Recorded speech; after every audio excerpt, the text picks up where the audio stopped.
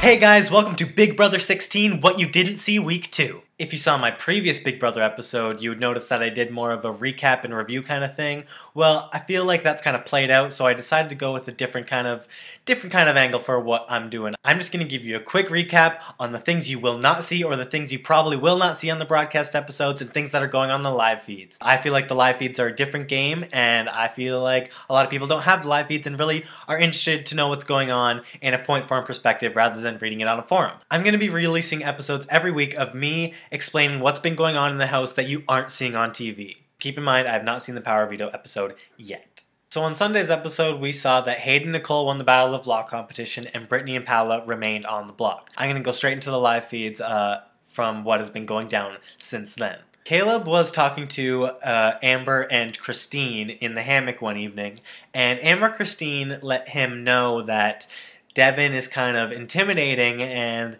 hard to approach and made them feel very uncomfortable and almost like they were scared of him, and they also said that a lot of the other girls were feeling the same way. So, almost immediately after this, Caleb goes and tells Devin that all the girls and people in the house think you're intimidating and that you can't, and that you're scaring them, that you're scaring all the girls in the house. Well, what do you think's gonna happen? Of course, like we've seen the past, 5 episodes, Devin explodes and blows it way out of proportion. He doesn't stand and talk to Caleb about anything. He completely goes in defensive mode and says, well, what are you talking about? Why are you coming at me this way? Where is this coming from, bro? Where is this coming from, bro? Where is this coming from, bro? And yeah, he completely blows up. He starts saying that the alliance is over. Oh, by the way, Jocasta and Hayden are in the backyard as well.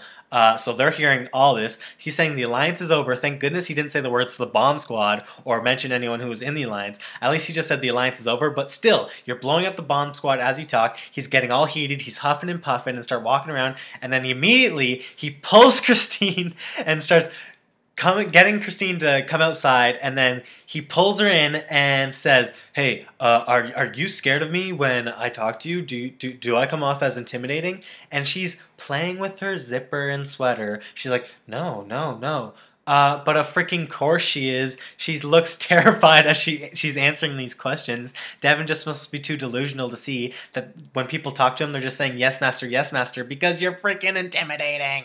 So she's just playing with her cord, or her zipper, mind you, just agreeing to everything he's saying. And it was completely, the house was going nuts. After that happened, basically, Caleb and Devin were not seeing eye to eye, and they weren't really bonding together anymore, but the bomb squad still existed. I guess Jocasta and Hayden just kind of pretended they didn't hear anything, and at least the bomb squad wasn't mentioned. Now we move on to the Power Veto competition. So of course Devin wins the Power Veto competition, and as you guys remember, he mentioned to Pow Pow that if she threw the Battle of the Block competition that he would use the Power Veto on her. Well, there's speculation in the air that if Pow Pow even did throw the competition, because she did get one question right. So he pulls Brittany up into the HOH room and discusses with her. Keep in mind that she's his main target because of hand lotion, and starts talking to her and starts making a deal with her and decides to use the Power Veto on her. Are you freaking kidding me? And do you want to know why? Do you want to know why he uses the Power Veto on Brittany? You're not going to believe this. He has a crush on Brittany. They had a conversation, and I guess because she has kids. Oh, by the way, if you didn't know, Devin has a daughter, eh? Did you know he has a daughter? I didn't know he had a daughter. I didn't know that he had a daughter at all. He's never mentioned the fact that he has a daughter. Anyways, yeah, that's a joke. But he says that he is going to use the Power Veto on Brittany, so that is insane. The next morning, Devin hints to Pow Pow while she's taking a shower alone, which is kind of creepy. So Devin goes up to Pow Pow and hints that he may not use the Power Veto on her anymore because he doesn't say this, but because he believes that she didn't actually throw the Battle of the Block competition. She starts flipping out and says, leave me alone, leave me the fuck alone, apparently. which I guess is kind of makes sense if you promised to use the power of veto on her if she lost the Battle of the Block competition, which she did. But he has this crazy crush on Brittany, and he wants to use the power of veto on her instead, which is... I don't even understand. I don't even understand why he'd want to use it on Paula. He just shouldn't use it, in my opinion. If you want tips on how to not run an HOH, don't put up two people and then have a crush on someone and then use the power of veto on them, and then this happens. All right, so after he decides that he wants to use the power of veto on Brittany for no reason at all, he goes back and forth between putting up Victoria because everyone dislikes her and she's being like a princess in the house, and apparently her social graces just aren't up to par for what people agree with in the house. So he wants to put up her, or he wants to put up a member of his own alliance, Zach, for not wanting to be there. And apparently Zach's been running his mouth all freaking week far too often. He has. I've seen it happen. He just talks way too much, and then he told Devin that he doesn't trust him, and he also told Devin to put him on the block. You don't tell anyone to put you on the block, no matter how confident you are. I don't care if you're freaking Will Kirby. Don't tell people to put you on the block. It's just not a good idea. Right before the power of veto ceremony takes place, Devin creepily sits down in his room and relays his entire speech and what he's going to say to everyone. And we all get a perfect idea on exactly what he's going to do. The power of veto ceremony must have been insane from what you heard afterwards. The aftermath of the power of veto ceremony is completely insane. Apparently, Devin takes off Brittany, and then, well, he does. He takes off Brittany and puts up Zach. Zach freaks out and says something, he disses Devin in some way, and then he starts saying to Pow Pow, "You're going home, no chance, you're going home, no chance." And then Paula, mad that the veto wasn't used on her, starts saying that she would rather stick her head in a toilet than stay in the house another day, or something along those lines. That's what she said later on, but apparently she doesn't even remember what happened because she was so heated. So yeah, the power veto ceremony was insane. Oh, the thing that Zach said was something about him being on medication or something, which obviously angers Devin, because freaking anything angers Devin. Immediately following the power veto ceremony, Zach is flipping out and running off and telling people about the bomb squad, listing names, listing people, listing how it happened. He went to Hayden right away and started telling him everything. He literally told him pretty much everything. So, not good for the bomb squad right now. It's getting blown up even more. The bomb squad immediately starts going into damage control mode. They are scrambling everywhere trying to cover their bases. They agreed that what they would do if anyone confronts them about the bomb squad at all, that they would tell them that they would felt strong-armed and forced into it by Devin and Caleb, which is actually a really good idea. That they felt like they had no choice, that they felt like their only way was to say yes, so just like agree with the power and like go with the house apparently. And yeah, it starts to work. And then, uh-oh, SpaghettiOs, Devin calls up Caleb, Frankie, and Hayden to the HOH room. Was Derek there too? Derek might have been there too, but definitely Devin, Caleb, Frankie, and Hayden went all up into the HOH room and hashed it out. Immediately getting into the HOH room, knowing that that Zach told Hayden everything about the bomb squad, Devin calls up Hayden, says Zach's out basically, and that you're in.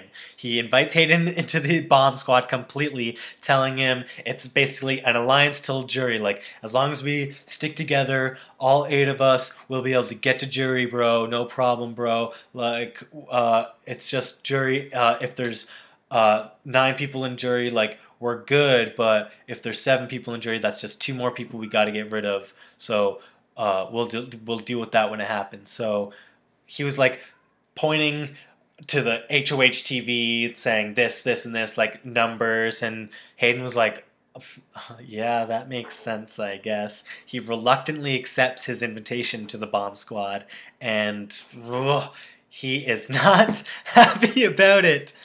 After that conversation happens, he goes downstairs with Frankie and says, I didn't know what else to say. If you weren't there, I probably would have started crying. Even though Christine agreed to only give out small bits of information about the bomb squad, about it almost being like a 1-week deal kind of thing, she actually spills the beans to Hayden about the whole thing, about how the bomb squad was actually formed, how strong it actually was, and how it actually was going instead of lying to him, which I believe is a strong thing. She also says that she really needs to talk to Nicole and be able to get the information out to her as well before she hears anything else. And then was able to actually get Nicole alone and be able to tell her about the bomb squad. They have Nicole's fine with it. They have a funny conversation about how Nicole thinks the bomb squad is a terrible name. Christine says, I know. And then Nicole says, yeah, it's even worse than El Cuatro, which was kind of a funny moment. So they're sticking together. They also believe that them two and Hayden should stick together, which I think is a really strong alliance as long as they can kind of keep it secret, which they're not doing a very good job of as of now. Hayden and Nicole are getting a little snuggly right now. Their showmance is actually kind of evolving, so watch out for that, guys. Everything that's been going on, Frankie is not in a good position. He isn't handling it very well. He actually believes that Devin and Caleb are gonna basically like carry him to the end or something. I don't really know what's going on in Frankie's head. He completely disbanded, is that a word? He completely disbanded the Zanky Alliance. He's been campaigning to get him out basically, which is completely surprising and shocking. He's basically just doing and following Devin, Amber, and Caleb like some puppy dog. It's very saddening because I was thinking that Frankie would try and find a way to keep Zach and work with the house to get Devin, Caleb, and Amber out, considering they're like targets number uno. So, uno, dos, and tres. So, I don't know why he wants to be target number 4 with the way he's going. His game is slowly being exposed because he was best friends with Zach yesterday, and now he's saying that we should get him out. Just because he's blowing up a little bit and freaking out, you should maybe try and work with him. I don't know. Maybe he's scared that Zach is gonna blow up Frankie's game even more, so he wants to eliminate that before it happens. Zach is completely overconfident that he's staying in the house. He doesn't have a shadow of a doubt that he's even leaving, so which is not a good thing because it's quite a toss-up right now, and nobody really knows who's going home. It's going to be a split decision this week without a doubt. He's completely overconfident. He believes he has all the votes, and he believes he has all his bro votes, which might not be the case in this week. At this point in time, it seems like the only true people who want Zach gone are Caleb, Amber, Devin, and Frankie, and that is definitely not enough votes to eliminate him. It might not be too bad for him to be overconfident at this point because it seems like the only people who truly want him gone are Caleb, Amber, Devin, and Frankie, so maybe you are allowed to be confident, but in my opinion, you should just always lay low. The entire house plans to backdoor Devin next week, besides probably Caleb and Amber. Caleb mentioned that he would not put Devin up if he won HOH, but if he had to, he would probably vote him out of the house. The best part of the Devin backdoor situation is that Devin wholeheartedly believes that he will be the target next week and will be put on the block. The thing is, Devin is going to be backdoored. He's not going to be put up on the block to have a chance to play the Battle of the Block competition and the Power of Veto competition before being able to be evicted. There's no way you're getting put up on the block, Devin. People are not going to do that and let you have those opportunities. He believes that he's going to be put up on the block and have the chance to play at 2 competitions. No. No, no, no. You're going to have a chance to play at 0. Unless he's pulled for Power Veto. Whew, that would be terrible. Team America was finally revealed. We have the original Donnie. Of course, we don't have Joey anymore because she was evicted week 1. So we have the original Donnie, and then we get Frankie, who got invited into the Team America Alliance, which is obviously not surprising at all considering his sister is Ariana Grande. And then, actually kind of surprisingly, we get Derek invited to the Team America Alliance. I guess it kind of surprised me because he has a low profile on the broadcast shows, but actually if you watch the live feeds like I do, you can tell that he's very, very manipulative. If he has a one-on-one conversation with someone, he's able to get them thinking exactly what he's thinking. It's very strange. He gets them to say what he wants like 3 or 4 times in a row. It's crazy. Donnie and Derek seem to be like they're on the exact same page with everything. They want their alliance to stick together until the end, because if they complete the tasks every week that America gives them, they each get $5,000, and by the end of 10 weeks or whatever it is, that's $50,000. So in Derek's mind, this is his alliance. This is what he wants. He wants all of them to stay together until the end so they can make as much money as possible. So basically, Derek, Donnie, and Frankie right now are best friends. I believe that Derek and Donnie are a little bit skeptical of Frankie, but as long as Derek and Donnie have a close relationship, I believe Team America can be a really strong thing.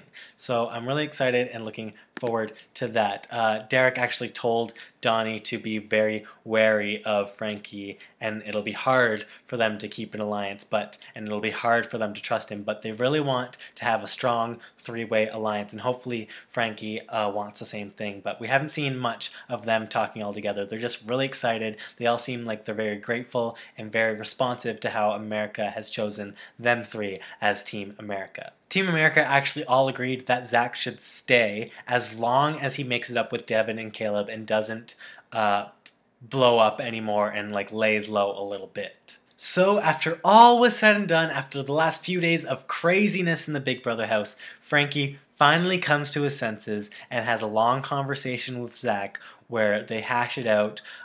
They each tell each other that they're sorry. Frankie realizes that Zach is probably staying and that he needs to actually be friends with him again.